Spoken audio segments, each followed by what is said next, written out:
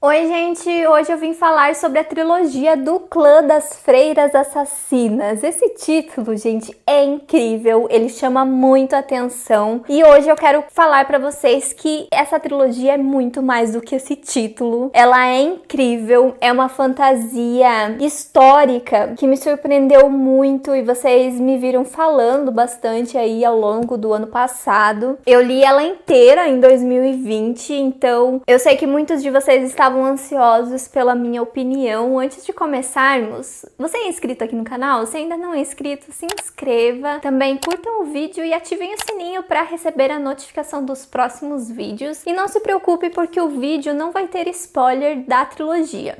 Então, gente, essa trilogia é formada por Perdão Mortal, que é o primeiro livro. O segundo livro é Divina Vingança. E o terceiro livro é Amor Letal. E cada um desses livros tem uma protagonista diferente. As três são amigas, as três acabam se conhecendo nesse convento. E ao longo dos três livros, a história das três personagens também vão se entrelaçando. Então, apesar de nós termos uma personagem diferente em cada livro, como protagonista, você precisa ler os três livros na ordem, porque muitas coisas são conectadas e chega num momento do livro, normalmente depois da metade dele, que talvez você não consiga entender algumas coisas por não ter lido os livros na ordem. Então eu recomendo que vocês leiam na ordem mesmo. No primeiro livro, nós acompanhamos a história da Ismay. Ela acaba fugindo de um casamento arranjado e vai parar nesse convento. Esse convento, gente, abriga filhas do Deus da Morte. Então, gente, esse Deus da Morte tem filhas com mulheres mortais e essas filhas também acabam adquirindo algumas habilidades. E é aí que vem a fantasia do livro. A fantasia dele vem por toda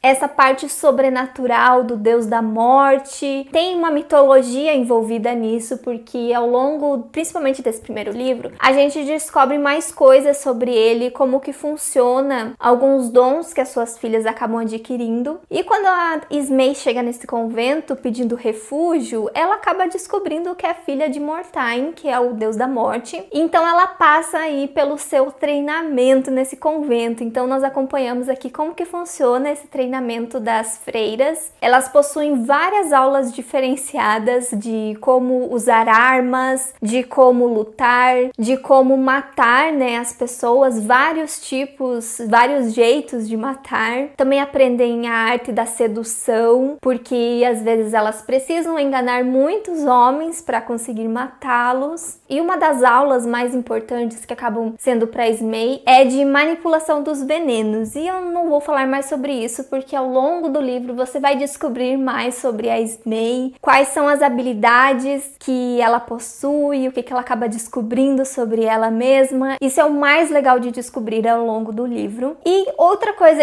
muito importante nesse universo é que ele é uma fantasia histórica. Ele se passa na Bretanha de 1485. Então, gente, a história do livro é muito voltada aos acontecimentos dessa época, principalmente envolvendo ali a parte da realeza, eu acho, do ducado, né? Porque nós temos uma duquesa. Então, esse livro é muito voltado para acontecimentos políticos dessa época, desse lugar. As freiras normalmente entram em missões políticas, as pessoas que elas precisam matar estão envolvidas em um grande conflito político aqui nessa trilogia. Então, gente, acaba sendo algo bem interessante de acompanhar, bem diferente, né? Uma fantasia com coisas sobrenaturais e ao mesmo tempo muitas coisas políticas e históricas da época. Aqui no final do livro, a autora sempre coloca uma nota explicando o que era real, o que era fictício. Nós temos personagens reais aqui no livro, então é muito legal como que a autora escreveu isso, como que ela desenvolveu essa mistura de realidade com fantasia. A Ismay, depois do treinamento dela, ela acaba entrando em uma missão, mas eu só vou falar isso, né, gente, porque acaba sendo mais pra frente aí do livro, tudo que ela acaba se envolvendo, e é muito, muito legal, gente. Eu acabei gostando muito desse primeiro livro, eu me surpreendi muito com ele. E daí vamos pro segundo livro, onde nós temos como protagonista a Cibela. A Cibela é uma garota que quando chegou no convento, ela chegou muito atormentada. Nós temos a cena de quando elas se conheceram aqui no primeiro livro, bem no comecinho, né, quando a Esmei chega no convento. E nós temos esse primeiro encontro com a Cibela, uma personagem que parece que sofreu muito. E aqui nesse livro a gente acaba descobrindo a história dela, e eu acho que isso é o mais interessante do livro, gente. Você descobrir o que aconteceu com essa personagem no passado, você acaba se surpreendendo muito, você acaba se afeiçoando muito a ela, porque a missão que o convento envia a ela está ligada com o seu passado. Ela vai retornar e enfrentar coisas do seu passado. Gente, esse livro é incrível. Confesso pra vocês que a primeira metade do livro tava assim um pouquinho lenta, eu não tinha certeza se eu ia gostar tanto dele como eu tinha gostado do primeiro, mas depois da metade do livro, eu simplesmente fiquei apaixonada pela história dessa personagem. Ela é uma personagem assim muito forte, muito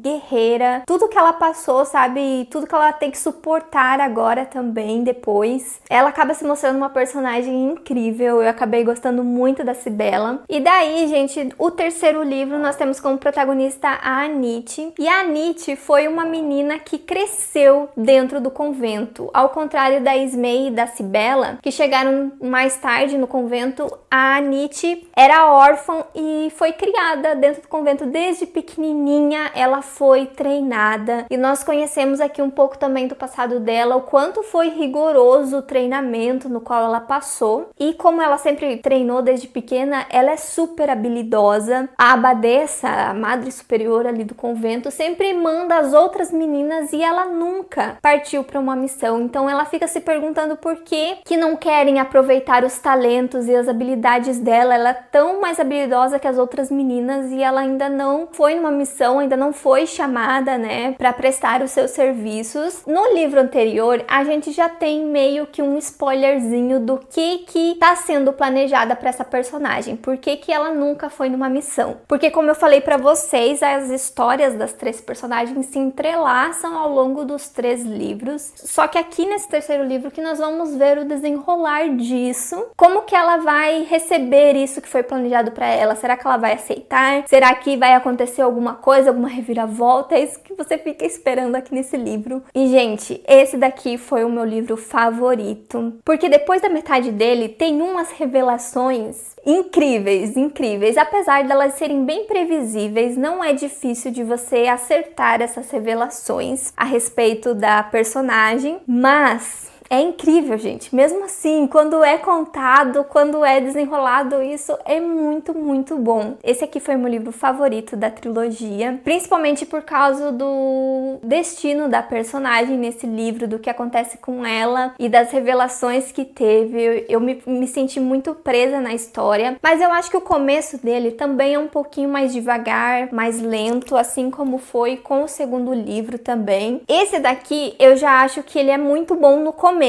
O começo dele você se prende muito, você se interessa bastante. Daí no meio tem uma parte assim mais lenta e no final ele fica mais acelerado de novo. É muito legal, gente, você ver o entrelaçamento da história das três. Elas são muito amigas, é muito legal ver o relacionamento das três, o quanto elas amam uma a outra e se protegem e são realmente irmãs, né? Elas têm o mesmo pai e é muito legal ver esse laço fraternal entre elas. É algo bem bonito. E outra característica incrível nesse livro é que ele tem muito, muito romance. Você gosta de fantasia com romance? Aqui também você vai encontrar isso. Cada personagem tem o seu parzinho romântico. Quando ele aparece na história, fica bem óbvio que ele vai ser o par romântico da personagem, mas não é algo simultâneo, gente. É algo muito bem construído ao longo do livro todo, né? Eles vão se apaixonando, vão se interessando um pelo outro aos poucos. É muito legal você acompanhar isso. Então, gente, é uma fantasia que eu digo pra vocês que é bem diferente de outras fantasias que eu li pelos elementos que ela traz, né? Nós temos toda essa parte histórica com o sobrenatural envolvido. Então, me conte aqui nos comentários se você se interessou em ler os livros. Se você for comprar eles, tem os links aqui na caixa de descrição. Eles estão vendendo um box com a trilogia completa, o que é muito legal. E aqui do lado lado eu vou deixar a minha playlist de outras séries que eu li e concluí para vocês verem o que eu achei dessas séries. E eu vejo vocês no próximo vídeo. Tchau!